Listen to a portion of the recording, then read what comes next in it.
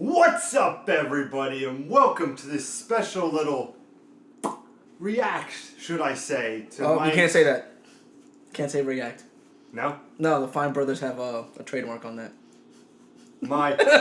Here's a thought. No, they can say it. You can say it. They rescinded the trademark, those sons of bitches. As you guys know, if you watch my Bethesda E3 reaction, which is on youtube.com/improvgaming, where I'll get to that. We'll discuss that in a second as well. But I was going to say that I was going to do a reaction to Metal Gear Solid 5 and why I feel Metal Gear Solid 5 is not a Metal Gear game.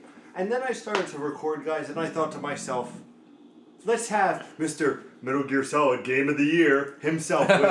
So for the first time ever, I think, in the channel history, me and the best ponytail in the business. It's fabulous. Mr. Nicholas. How's it going today, everybody? And absent is the biggest Zelda fan in the world, Jeremy Bird. Hey. So I'm not going to wonder, I'm just going to give a thought to you quick. Okay. It was going to be my wondering coming up on next week's show. But okay. I'm going to point it to you because Nintendo was the runner-up. I did react video, I don't know if you know, about Bethesda. Yes. And them coming out for E3 again this year. Okay. And how I'm saying, what are they going to show? Now, what are your thoughts, quick, on Bethesda coming to E3? Well, you're definitely getting a Doom, right? Doom's supposed to come out in May, though. So how's that going to work? They might release some more information about Doom. They might release. I see a DLC for Fallout. I don't know about a DLC. I see them announcing that they're working with. I can't remember that company that did New Vegas, Fallout New Vegas. Oh, I know. I can't remember the company. But I can see them announcing that something's coming out for Fallout 4 with Fallout New Boston or something like that. Yeah, along those lines. you. Or Fallout Diamond City or something along those lines. Diamond City. Right? Like Fallout Diamond City, and it's about the underworkings of Yeah. Diamond City and what's really going on behind the scenes at Diamond City. Or something along those lines. I really couldn't tell you. That. But I could see something along those lines happening for Bethesda. See, I can't see an Elder Scrolls. You can't see an Elder Scrolls? There's no mention of them even working on it. Unless they're just playing that really close to the chest, I could see them coming out with an Elder Scrolls. Yeah. I mean, I know that they've been really pushing Elder Scrolls Online, and they've been trying to get that going, but I think that's dead. I think that's dead in the water at this point, and that they want to try something else. So I could see them coming out with another Elder Scrolls or pushing something Elder Scrolls like. I could see that. I could also see Dishonored 2. Okay. That having a presence. Yeah. Being like, okay, here's a gameplay, here's the release date. Like I said, for a matter of fact, I see, without a doubt, I think Fallout 4 DLC is definitely going to be there, okay. or some kind of Fallout New Vegas type thing. Dishonored 2. I don't see anything on Doom unless it doesn't hit its May release, because rumors it's going to be in May. If not, maybe I could see Bethesda going, okay, here's E3, Doom's going to be available in August, September, like they did with Fallout. Yeah. But besides that, I mean, maybe a new IP, but I don't see them. Last year they had Fallout. They had a half hour just for Fallout. Yeah, they had Fallout. They had Dishonored 2. Yep. They had Doom. They had Doom, which was 15 minutes. Like they had an hour, which was compressed and it was perfectly done. Yeah. IPG, Improv Gaming's E3 show. 2015 E3 show. And Nintendo was the runner-up. Nintendo was the runner-up. But, and we were just so enthralled by how well they did. I don't know if they're I don't gonna... know why they did it again. Here's the thing. You got EA backing out, right? And they're doing the EA Play thing across the street 2 days before E3 starts. So now there's a lot of space to fill. And I think Bethesda's going and they're following suit with EA because EA's been a part of E3 for quite some time. I think Bethesda's going in there to follow suit with... Of EA, so that then they could kind of like propel themselves to that next level that EA is sitting at, because EA releases games just for shits and giggles because they can make money off of those games, and then they'll release something that's actually halfway decent that we all would like to play. Not your standard sports games or your standard shitty online game or whatever it is. Like they'll release a whole bunch of shit that's just kind of like a cash grab, and then they'll release something like fucking Andromeda, where everybody's like anticipating it. Nobody saw it coming because everybody was like, oh well, Mass Effect is done. There's no more Mass Effect. Mass Effect. But how are you going to continue that storyline? So for them to come out with Andromeda so quickly and say, no, we already had this we had plan. something. Yeah, we already had something up our sleeves. Everybody was like, whoa, oh, okay, that's interesting. So I think Bethesda's going to try to fill in that niche. Plus you have, and I don't know if this is true or not, but if Nintendo does E3 correctly, by our standards and a lot of standards that are out there, Nintendo will also have a presence at E3 instead of having a Nintendo Direct. They by all means, we've talked about this on the show before. They have to have a presence there. So now you've got people that can fill that slot and actually, take over that EA slot. And I don't think there's going to be so much weight on Bethesda to perform because you're going to have Nintendo there to perform. But I don't know. I have no idea. Honestly, I have no idea what they're going to come with. I mean, hopefully they come in with some new IPs that are groundbreaking. It's going to be interesting. I would like to see Bethesda with some new IPs. I hope that they don't come, with the same formula Skyrim or Elder Scrolls with the same formula that they came out with last year, because that's not going to work again. I hope that they understand that if they're coming to the conference, they better have something to show us. Yeah. Not just nonsense that they're just making up or that they're just trying to fluff up Bethesda.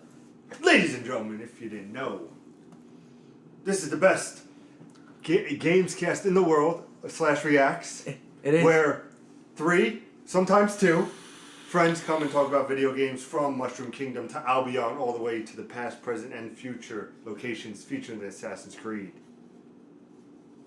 Gamescast every Monday, Wednesday, Friday. Let's Plays on Tuesdays and Thursdays.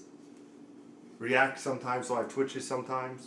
Unravel's coming your way. Also, remember WWE 2K16, Twitch Live, 3 p.m. Eastern Time. Super Bowl Sunday. And don't forget to check out Improv Gaming Predicts the Super Bowl. It is up. Oh my goodness, was it a game. It was definitely something to watch right to the end. You want to watch, it's very good. I had to be the goddamn Carolina Panthers. It was painful. Dan, who was featured on the show for the Halloween special, he was the Broncos. Good game, definitely check that out. But today is all about my reaction to why Metal Gear Solid 5 The Phantom Pain is not a Metal Gear game. Now, okay, indulge me for a I will indulge you. I really want to hear this point out, and I really want. That's why I figured it would be good. I really want to hear this point out. As you guys know, I gave Witcher 3 my game of the year. And I was between getting Metal Gear or Fallout. Never been a Fallout guy. So I was like, you know what? Metal Gear is the way to go. I love Kojima. I love Snake Eater. I love... Sons of Liberty? Guns of the Patriots. Guns of the Patriots. I love those two.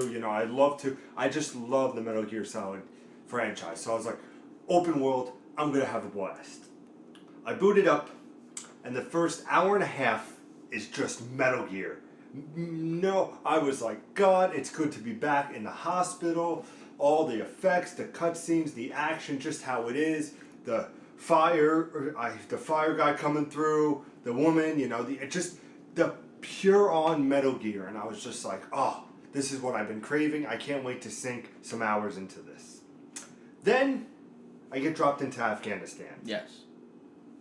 And then I like to call, let's play the same goddamn game over and over and over. Now, and you might give me crap on this quick, but here's what I like more about The Witcher. The Witcher had its main quest. It's find Ciri. That was the big quest, and then there's side quests and everything like that. But the nice thing is, the game was gorgeous. I'm not saying Metal Gear is not a gorgeous game. It's by far a beautiful game. But there's always different environments to go to, always something different. Oh, you're going to go into this village first time. Oh, now you're going to go into this forest. Oh, now there's mountains over here. It was never repetitive. My problem with Metal Gear Solid 5 and why it's not a Metal Gear game is once you get dropped in Afghanistan, you lose sight of the Metal Gear. Because it's basically main mission. All right, go rescue this guy. Okay. You plan your attack, very cool, fortress, all right, this is how I'm going to go in, I'm going to choke him out, I'm going to find information from him, I'm going to silence him, So I would do that, and slowly but surely I would go in. Absolutely fantastic. Then, next mission, I was like, oh, what are they going to give me now? Oh, go eliminate this guy.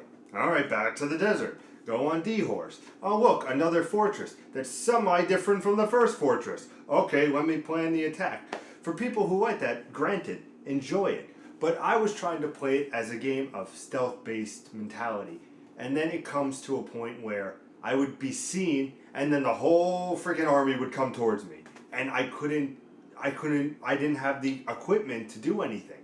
Now, I brought up this before playing it. When Splinter Cell Blacklist came out, I loved me some Splinter Cell. It's on the par with Metal Gear.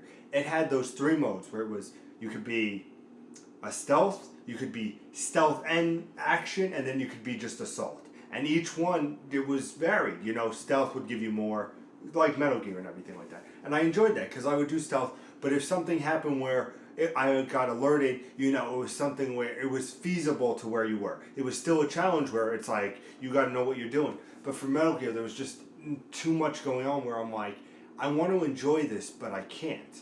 Now, going on to that, after I got to mission 10, 8, 9, and the same thing was happening, I was like, all right, you know, it's the same scenery, different from The Witcher. Witcher always gave you something new to look at. And I apologize, but here's what I saw. It's, okay, here's a desert. There's a mountain. Okay, D-Horse go bum, bum, bum, bum, bum. All right, here's another fortress. All right, let me take out this, you know? And it was repetitive for me. Mm-hmm. And there's 50 missions, or 50 episodes of Metal Gear Solid, The Phantom Pain. And each time it was like, oh, starring, you know? And I was just like, all right, that's a little weird. I finished episode 1, I was like, wait, is the game over? Yeah. No. But I was like, Kojima had to have his name over. Yeah, he has to have his name plastered all over that game. But I like I said, I enjoyed the first hour and a half, but then I felt it just got repetitive. And then I got too quiet. And there's, you know, I was like, oh, that's a cool thing, you know, do I kill or do I not? And there started to be those cutscenes. That's the other thing. I know people kind of shit on the cutscenes most of the time. Everybody knows from watching the show, I love me a story. Tell me a story with great gameplay and everything like that. You know, Witcher had a great story, great gameplay. I enjoyed it. The cutscenes were great. In Metal Gear, in the beginning 10 missions, there wasn't really any cutscenes. It was, all right, boss, you're going to go in and distract this guy. All right, boss, you got to kill these 3 guys. I don't care how you do it, but do it. You know, and then it's like, oh, you killed these guys. All right, come back to Mother Base and rebuild this. You know, and it's like, okay, there's not going to be any, like, cinematic, you know. Kojima was known for these cinematic scenes, you know, that just made you feel so a part of it. Look at, like I said, versing the end in Metal Gear Solid 3, The Snake Eater, facing the boss, and just that dynamic of those cutscenes where it's like, you know, it's like, this is a big moment, you know. Even, it felt quiet. I heard so many great things about quiet. And I was like, I can't wait to introduce, and there's going to be a great big scene, and it's going to bring me right into the game, and I'm going to play it. And then it's like, you knock her down, it's like, you can kill her, or you can save her. I was like, all right, I'm going to save her. I hear if you kill her, that's probably a bad decision. So I saved her, and then it's like, all right, we're going to go back to the helicopter. All right, she disappears from the helicopter. Oh, she comes back. All right, now we land. Okay, 1 minute scene. All right, go back to the next mission. And I'm like, that's it? Like, it didn't pull me into the other Metal Gear. And coming back to that thought, it's, when I think of a Metal Gear game, I think, yes, long cutscenes, but great storytelling from Kojima, because you know he just loves telling a story, you know, that gameplay. Like I said, gameplay is on par. I think it's great gameplay, and one of the best probably in the franchise, you know? But when it comes to it, it just didn't give me that, oh, you know, when I had to chase, there was the mission, I don't know if you remember, when you had to take out like 10 vehicles. Yes. And I was like, all right, I took out 3, you know, and then it's like, oh, follow this guy. So I'm going, and then I run through a base. And the base is on high alert, and everybody starts shooting, and then D-Horse goes down, and I get killed. And I was like, how else am I supposed to get there without wasting time, you know? And it's like, I understand, like, there's bases all around. Do you mean the meeting between the generals? Is that which one you're talking about? No, where it's like you have to destroy 10 different vehicles, enemy vehicles, to gain, like, knowledge and like experience. It's not like about mission 9 or 10. Okay. But it was like a This cool was still thing. in Afghanistan. Yeah. Yeah, I know which one you're talking about. But it's like I ran into this mission and it's like, oh, I get killed instantly. And then there's that stupid thing where it's like put on the cat cap or something and be invisible when you go into like areas, and I'm like, no. The chicken hat? Yeah, the chicken hat, whatever it was called. I was like, did you ever use the chicken hat? No. I was like, I'm a gamer. I do not use little cheap things. No, that was like, hey, this game seems like it's a little too hard for you. You wanna? That's like Devil May Cry going, hey, hey pussy, Yeah. you want to learn how to play a game? Why don't you try easy first? Like Yeah, exactly. that was what they were doing with the chicken hat. With Devil May Cry, in that aspect, it was attainable. Like I felt like Metal Gear Solid 5 was just cheap in a weird way, as much as it sounds. All right, my my contestation to what you're saying is that whenever you go back and you visit Quiet in her cell, there is this. I tried to find her. By the way, you didn't know where she was, right? Yeah. It was in the medical bay. When you're in the medical bay and you hear the music playing, and when you get away from the medical bay, you don't hear the music playing. There's a downstairs inside of that medical bay. And you go downstairs, there's like a staircase that goes right down, and that's her cell. You'll see her showering. You'll see her laying down with her bra off, and she's like trying to take in sunlight from above. Yeah. So you go down there.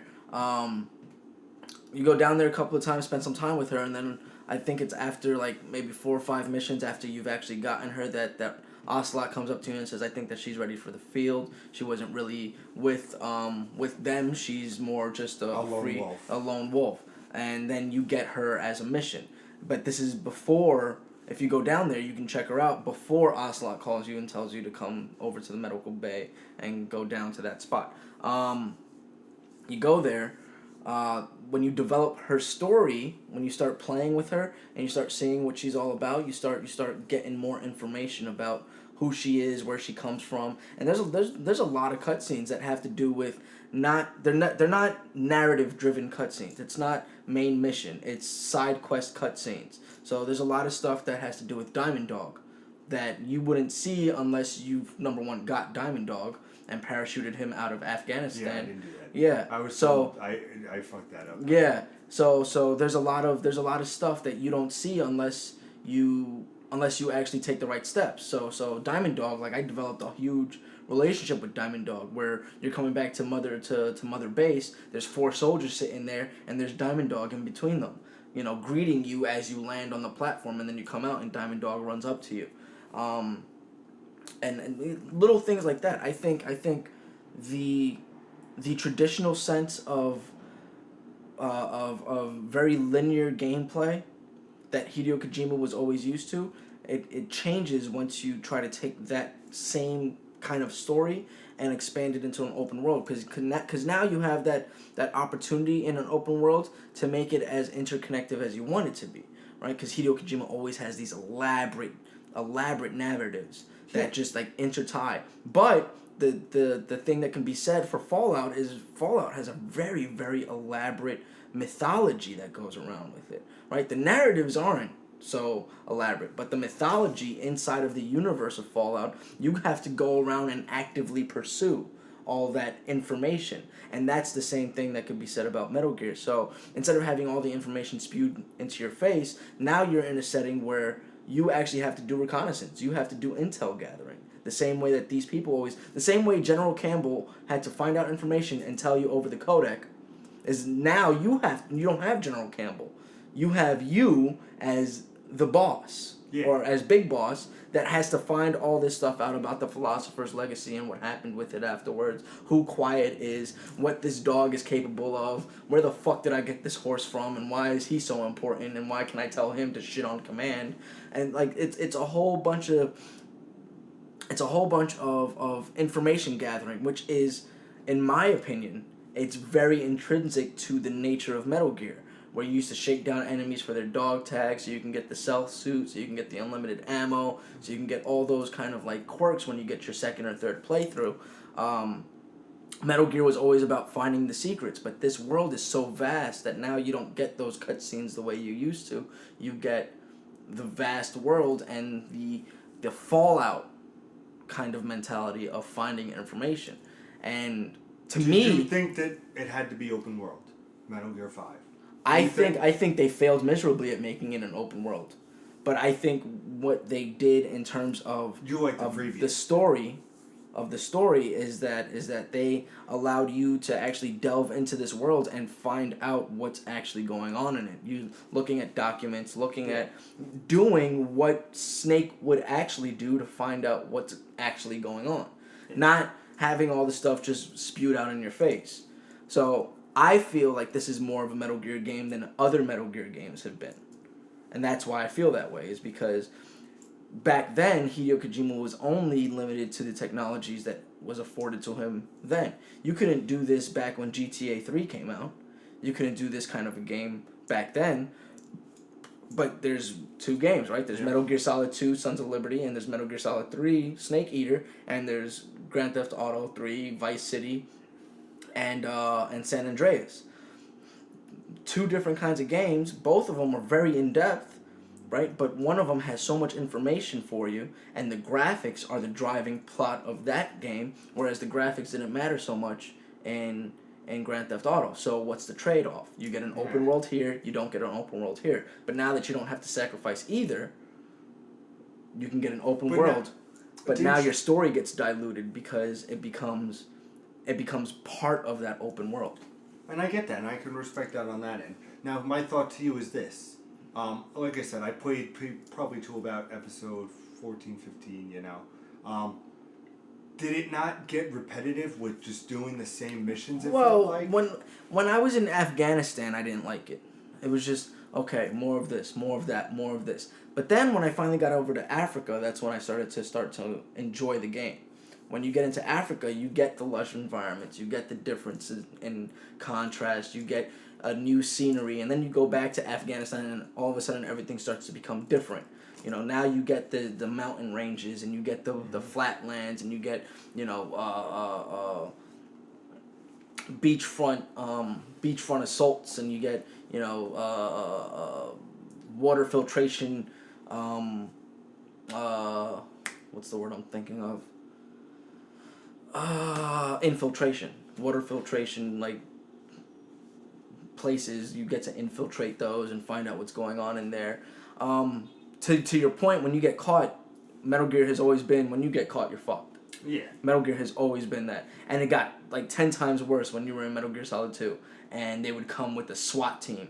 Two of them having shields and you only having a pistol. A little sleeper pistol to take on an entire team. What made Metal Gear 5 more outstanding to me was that the AI learned from you. So if you took out a whole base by capping headshots, they wore helmets, and now your tranquilizer darts. If you've listened, as you start taking headshots, you'll hear ding, and that guy doesn't go down because it just hit a metal head and hit a metal helmet. So you had to shoot him dead in the face in order for him to go down.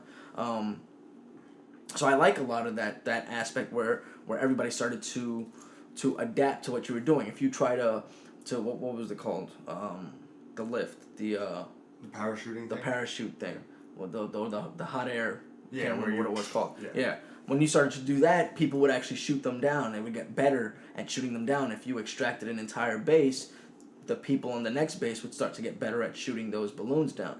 So the game became a lot more difficult to play as it went on. Because when I was going in there, I was just like pop, pop, pop, pop, and then I would just go in. But as it went on, things became a lot more difficult. This guy was wearing a helmet. That guy had a shield. This guy has a bodysuit, or like a full tactical assault suit that I can't necessarily just shoot through. Like I have to whoop his ass. I have to hit him dead in the face. He has to be looking at me for me to shoot him. And that guy, I gotta distract him because he's looking at the guy that I'm about to shoot in the face. So it became a lot more intricate, and the other part of it became a lot slower. And I've said this time and time again. Unless you are a die-hard Metal Gear fan, there was no point in playing Metal Gear Solid 5. See, but probably Snake Eater is one of my favorite games of all time. But what I liked about that is, yes, you were in the jungle, but you also had different things. And here's my craziness. The story, continued with the main missions. People know when I play a game, I like just to play the story, and if I do some side things, it was great. Like for Witcher. Witcher had the main story as its main story. No, I get what you're saying. But there was those side missions that are like, oh, I want to know what happened to the Baron. Oh, he's a fucking dickhead. That's so cool. Oh, it goes back in, but it doesn't fully affect the main story. But mind you, The Witcher has always been an open world game. Yeah. Wild Hunt wasn't the first time that they tried open world. This is this studio's first time going into an open world atmosphere. So they were not prepared to tell their story in an open world environment, and that's I'm 100% with you on that. They were not prepared to tell their story the way that Hideo Kojima likes to tell his stories in an open world environment. They were very used to very linear gameplay, but Hideo Kojima, being who he is, his story is so convoluted that you're gonna find out bits and pieces of it throughout the entire world. That's just the design of his story structure, and that's how you're gonna do it in an open world. Is that every aspect of the open world is gonna drive that main story, which is whether or not you find out about XOF and what they're about, whether or not you find out where Revolver Ocelot came from. Well, you already know where Revolver Ocelot came from, but what happened between Metal Gear Snake Eater and now for Revolver Ocelot to be such an avid follower of you? What happened to Miller before everything happened, right? How did he go on to actually know Snake, right? So there's a whole bunch of things that you need to actually go out there and find, and it's because of, and it's a flaw in Hideo Kojima's storytelling. It works in a linear gameplay because you have to be force-fed everything. Everything has to happen within this linear gameplay. You don't have to. You could also find things on your own in Metal Gear. Before that. Not necessarily. All the main points that drive a story in a Metal Gear game happen in those 3-hour cutscenes. Yeah. And that's why they're 3 hours, is because there's a lot of information to cover as to why it is you're here. There's a lot of stuff that has to happen. I think what is it? They were tacked on as having an 8 hours of cutscenes in Guns of Liberty. I think it was eight Guns of the Patriots was about 8 hours of cutscenes. The reason being that there's a lot of story to tell. Yeah. And there's a lot of information that you need in order for you to get a full circle on the whole thing. Metal Gear Solid, or Metal Gear Solid 5, I should say, Phantom Pain, isn't built that way. It can't be built that way because now it's open world. And again, his storytelling isn't... it's designed specifically for linear stories where he controls every aspect of what you experience. You miss out on D-Dog, you're missing out on part of his story. You miss out on Quiet, you shoot Quiet, you're missing out on part of his story. Yeah. But that's his story that he wants you to know. So there's a right way to play it and there's a wrong way to play it, and he wasn't used to that form of storytelling. Choices. Now you've opened the world up. I can go wherever I want, whenever I want, at any time I want. So I might not see the story the way you intended for me to see the story. And he had to kind of wrap his head around that. And he didn't succeed at that. I'm never going to say that he succeeded at that. I still think, because I'm a Metal Gear fanboy, that is the best Metal Gear game I have ever played, because I'm not being force-fed all the information. Now I have to actually look for the information the way that Snake would have had to look for the information, the way that Naked Snake would have had to look for the information. It's just, that's the way espionage would have worked. Yeah. You would have to find out. And he's always been more about the trueness of what's going on as opposed to the story that's been being told. Like Metal Gear Solid 2, he had officers from different military backgrounds going to Konami Studios so that then he can study the way that they hold a gun. That's pretty in-depth to the trueness of how military operations work. Like I said, in closing, because we're running a little bit longer than I actually... Yeah, I'm surprised we were able to talk about this so much. No, because it's you, diehard Metal Gear Solid fan, through and through. I enjoy it, one of my favorite franchises. But like I said, I would have been fine with the game, and it sounds weird if we didn't have the beginning where it was so Kojima. If they said, here's our new thing of just being in an open world, here's Afghanistan for the first couple hours. Now you're going to go to this place, and keep it fresh. But you noticed, like, the one part that he had full control over was the beginning. Yeah. You had to do everything in that beginning. Yeah. And that felt exactly like Metal Gear. But once the world opened up, it doesn't feel like Metal Gear anymore. And then it was, once I opened up, I was like, you know what, here's where it gets interesting. Because I know a lot of other people were like, the first hour and a half is Metal Gear, and then it falls off. And I was like, no, let me give this a clear-cut thing. But like I said, the thing that gets me is, you have that taste of, Kojima's Metal Gear right there. Perfect in that first hour and a half. And then, when it comes open world, it was just, I don't mean it as a knock. Is it a Metal Gear game? Of course it is. But to me, it's not... It didn't have the same storytelling elements. It's not the same story. It's not it had the same looking environment because, like I said, it's okay. You're going to extract this base. All right, the fortress is over here. Well, in mission 2, the fortress is over here. Okay, mission 3, the fortress is down here. You know, it's just like okay, I know the rope, and then it's repetitive. You know, it's like okay, tag this guy. All right, do this. Like you know, and I bring it up. I know I apologize, but like with The Witcher and other, I feel open world games. Dying Light, for instance, there was always something different going on. You know, at night you knew you had to get home. Yeah. You know, during the day you can do okay. You could either do this. You can go for a main mission. Always the main missions were different. It wasn't like because how I felt is when I got into mission 7 and 8 it was okay. Kill this guy. Okay, now you're gonna extract this guy. Kill this guy. Extract this guy. Oh, find out information. That honeybee mission fucking drove me fucking bonanza. You know, because I'm trying to like figure it out. It's like oh, find out information. Trying to find out from guards, nothing. Trying to find documents, nothing. And I'm like, what would you have me do? The only reason I figured it out is I was like, okay, there's a giant cave there. It has to be in somewhere in that cave, you know? And it's not in a little corner. I was like, are you kidding me? But in closing, like I said, I enjoyed the first hour and a half of Phantom Pain. And unfortunately, I did trade it in. Boo-hoo. I did put it towards Far Cry Primal, which I think Did you finish the game? No. I told you, I got to about mission 15. So then you don't know the ending of what happens. No. Did you get up to the first Metal Gear? Where you see the first Metal Gear? No, where you fight the first Metal Gear. No. You didn't even get out of Afghanistan. No. Because I was just so sick and tired. You didn't even get out of Afghanistan. Holy shit. The first Metal Gear fight is fucking phenomenal. Is it really? Yeah, it is. You get a little fucking robot of your own to fight the Metal Gear. See, now that would have been great if it was a little bit, and I know it may sound like I'm nitpicking, but when like I said, the first couple missions were just it felt so repetitive, and it. But you saw the first Metal Gear, right? Yeah, I saw it, and then they were like, "What the fuck is this?" And I was like, "I know what that is," but it ends up being that if they, I guess, spaced it better, where I was like, okay. Mission 1, you have to kill this guy. Mission 2, all right, you have to take down some vehicles. Mission 3, you have to rescue this person. Mission 4, you know, now you're just doing this. Mission 5, you know, now you're doing this. All the way to Mission 9, it's like, all right, now we need you to kill this guy. You know what I mean? It's like, even with the Assassin's Creed, you may hate me saying this, but it's like, it's not like, oh, you have to assassinate, you have to assassinate, you have to assassinate. You're doing all these things to get to that big moment. Yeah, and I felt like Metal Gear did. I feel like Assassin's Creed does a far worse job than Metal Gear did.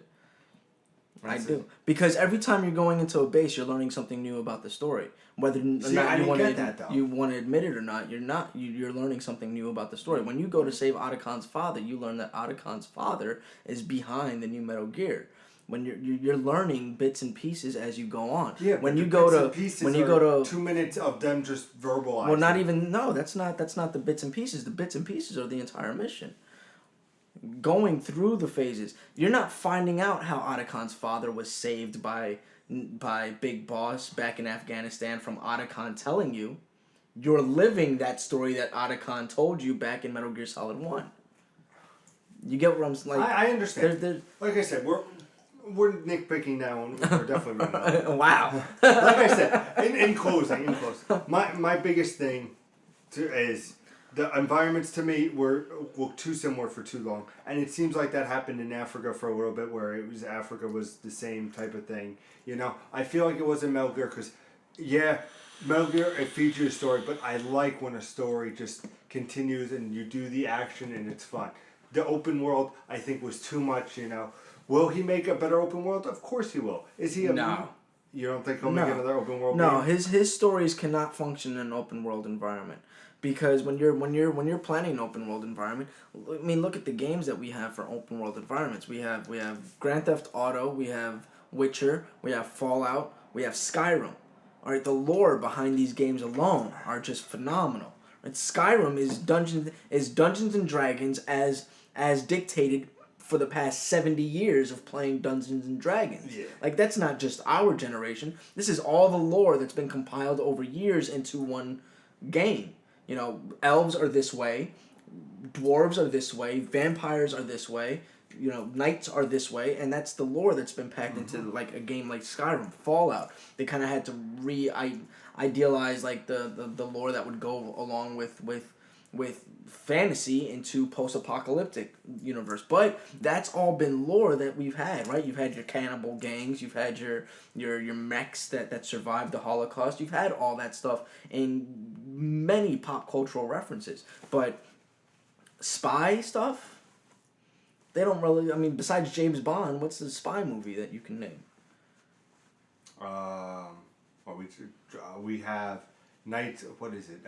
The Secret Knights or Secret Service of the Knights. That comedy that just came out. Yeah, but it's a comedy, right? It's not a serious spy movie. Bridge of Spies. What's Bridge of Spies? It just came out. It's nominated for Best Picture. But you don't have a lot of spy movies that will actually attribute to lore in a Metal Gear universe. You have a lot of this with Witcher, with Skyrim, with Fallout. You have post-apocalyptic universe that exists that you can borrow from. You have fantasy elements that you can borrow from when it comes to Skyrim. Yeah, but Metal Gear could have borrowed, and it did, from other games to fill in the gaps, so everything would be good. No.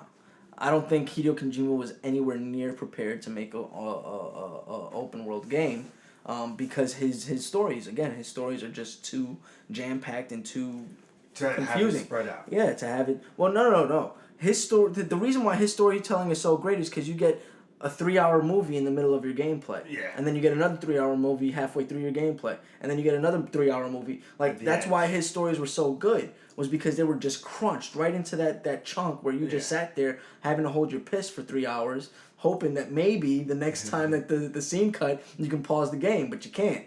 You know, that's why his storytelling was so good. Was because it was so... The wonderment of Hideo Kojima's storytelling was how the fuck does this guy think of this shit? But now you expand it over not just one area, but 2 areas, Afghanistan and Africa, and it becomes thin. It's a thin story now. It's not as robust as Skyrim. It's not as robust as Wild Hunt. It's not as robust as GTA or those other games. It's not as robust as those games feel. And even in Skyrim, like, you don't get a lot of cutscenes. Fallout, you don't get a lot of cutscenes. You get a lot of conversations. But you don't get a lot of cutscenes. But that's what Metal Gear was known for. Okay. No. I know what you're saying. Yeah, I know what you're saying. You understand the I get that what you're brought saying. you from, I get what you're saying. I do. I feel it's I not a do Metal get Gear why game. you're saying that. But I just want you to understand why I feel it's more of a Metal Gear game than the Metal Gear games have been able to be in the past. What did you think? Do you side with Nick? Do you side with me? Of course you know it's going to end in a debate between the two of us. Hey, at least we weren't fighting. Yeah, we were actually having a conversation. Yeah. Wow. We had each of our points and we could deliver. We had a civil conversation. Hey, it was a good conversation. Wow. This will never happen again. Never. No, but like in closing, you know, let us know in the comments. Do you agree with me with Metal Gear? Do you side with Nick and think that he's correct? Let us know in the comments. Thank you for wasting 39 minutes of your day listening to 2 rambling Metal Gear fans. But we have fun here. Make sure this video will be going up within the next couple of days. Possibly. Yeah, it should be going up soon. I don't see why not. If it's before Super Bowl, check out the live stream, twitch.tv/improvcap with a K. If it's after Super Bowl, check it out anyway. It will be a Let's Play, most likely. It'll probably be up the Saturday before Super Bowl. So This Saturday. Yeah. That. But if you're watching, you can also go over, check out the Super Bowl. Me and Dan predict the Super Bowl. Who will win between me and Dan? Dan has to win. He's not beaten me and Matt in so long. Will this be the time he does? Find out. Also, live stream 3 p.m. Eastern Time on Super Bowl Sunday. First round of the WWE 2K16. Myself, a couple guys from the Scholars of Wrestling. Brian, who was here early when we first started. You can always check that back, youtube.com/improvgaming. A couple of our buddies playing WWE 2K16, thinking who the best is. I'm telling you, I'm not going to win.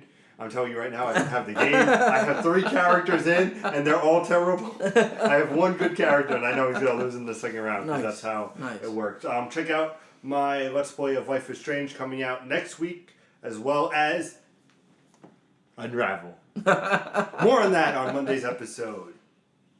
Here on youtube.com/improvgaming. Thank you so much for watching, and as always, Game on.